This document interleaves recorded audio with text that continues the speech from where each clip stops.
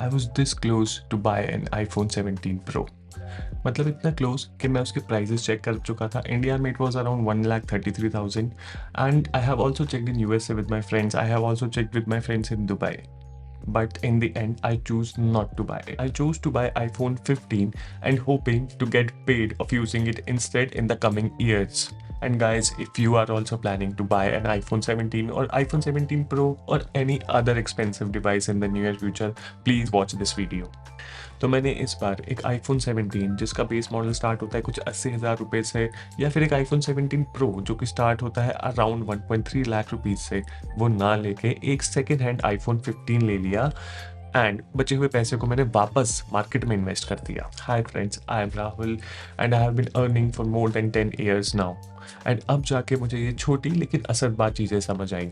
And here is my story. So last year मेरे iPhone 14 Pro की screen टूट गई, जो कि मैंने US से मंगवाया था, और साथ में मेरा दिल भी। फिर मैंने भी सब लोगों की तरह सोचा कि इस फ़ोन की स्क्रीन ठीक कराऊं या फिर एक नया ही फ़ोन ले लूं। iPhone 14 Pro की स्क्रीन ही खाली 30,000 रुपये की थी एंड iPhone 17 एंड 17 Pro जो कि स्टार्ट ही अराउंड 1.3 लाख रुपीज़ से हो रहा है, वो मुझे मेरे हिसाब से थोड़ा ज़्यादा लग रहा था to spend so much on a phone. I mean so much on a phone, उन प्रो फीचर्स को जो मैंने आज तक कभी यूज़ भी नहीं करे। And let's be honest guys, tell me one thing, क्या हमें सच में वो इतने सारे प्रो फीचर्स हमें चाहिए भी होते हैं रियल लाइफ में? So during my research when I was planning to buy a phone और to get my screen replaced, a very good friend of mine suggested that to buy a second hand phone and invest the rest of the money. And then it clicked me. And ऐसे ही randomly we were discussing on a phone and did some basic calculation over the call itself.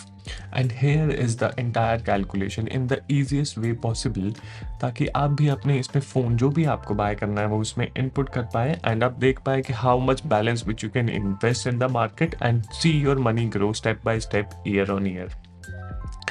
This excel is also free, अब मैं इसका link description में डाल दूंगा so that you can refer it later and you can download it as well.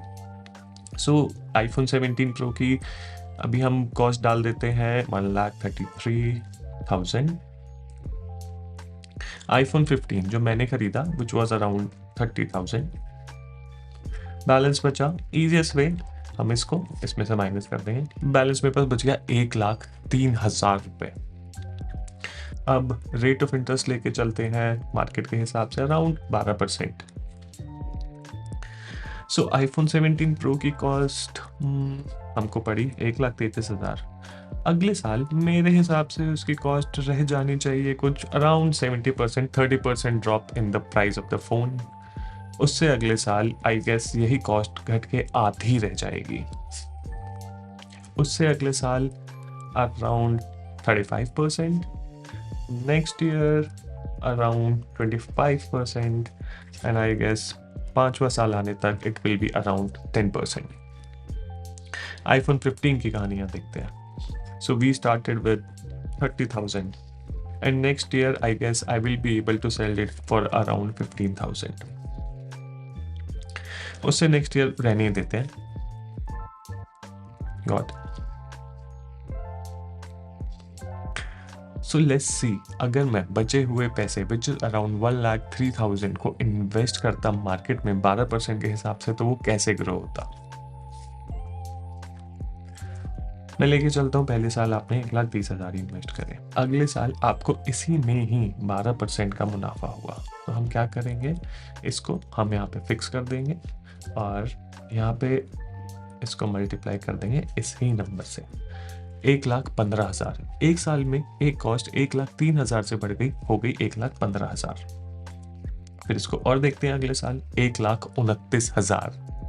अगले साल चलते हैं 1,44,000. उससे अगले साल 1,62,000 एंड उससे अगले साल 1,81,000 रुपये. यानी 5 साल में लगभग आपने 80% 90% के हिसाब से अपना पैसा ग्रो कर लिया है. एक बार देखें ईयर ऑन ईयर आपको कितने पैसे बढ़ते जा रहे हैं. अगर मैं इसको इसमें से माइनस कर दूं और इसको मैं फिक्स भी कर देता हूं, पहले साल आपने कमाए 12,300. उससे अगले साल आपने कमाए 26,000 रुपये. उससे अगले साल 41,000 रुपये. उससे अगले साल 60,000 रुपये. उससे अगले साल ऑलमोस्ट 80,000 रुपए। Just imagine the power of compounding. And you know, इसमें एक चीज और, अगर मैं इस 12% को 15% कर दूं तो 5 साल आते आते आपका पैसा 1,04,000 रुपए से बढ़ चुका होगा, यानी डबल से भी ज्यादा। दो सिनेरियो लेके चलते हैं। एक सिनेरियो जहाँ पे आपने 17 प्रो खरीद लिया, 5 साल बाद उसकी वैल्यू कुल रह गई 13,000 रुपए। लेकिन वहीं आपने आज की डेट में 15 खरीदा होता तो वो पैसा, बचा हुआ पैसा अगर वो आप इन्वेस्ट करते तो उसकी कीमत हो जाती 2,07,000 रुपए। मैंने भी कुछ ऐसा ही किया है। अपने बचे हुए 1,00,000 रुपए लेके मैंने मार्केट में इन्वेस्ट कर दिया है and now I am hoping for the best. So मैंने इस एक्सेल का लिंक डिस्क्रिप्शन में डाल दिया है so that you can refer it later. It's completely free to download this. You know, download करके आप उसमें अपने फ़ोन का प्राइस डालोगे, जितना पैसा आपकी पॉकेट अलाउ कर रही है आप उतना पैसा उसमें डालोगे। You can see the difference, you can invest that money and you know, you can see actually see your money grow. And you know, if you still have the temptation to buy an expensive phone, maybe Apple launches a foldable phone, or maybe there is some new tech innovation or feature which is available in the market जो कोई और phone नहीं दे रहा है। In fact, you know what? After your second year, you still have 1,36,000 in your bank account, which is again is a pretty good number. But I'm pretty sure once you see your money grow, you will definitely invest more wisely. So team, comments below. So are you team buying an iPhone or are you team invest wisely? Let me know down in the comment section and see you in the next video.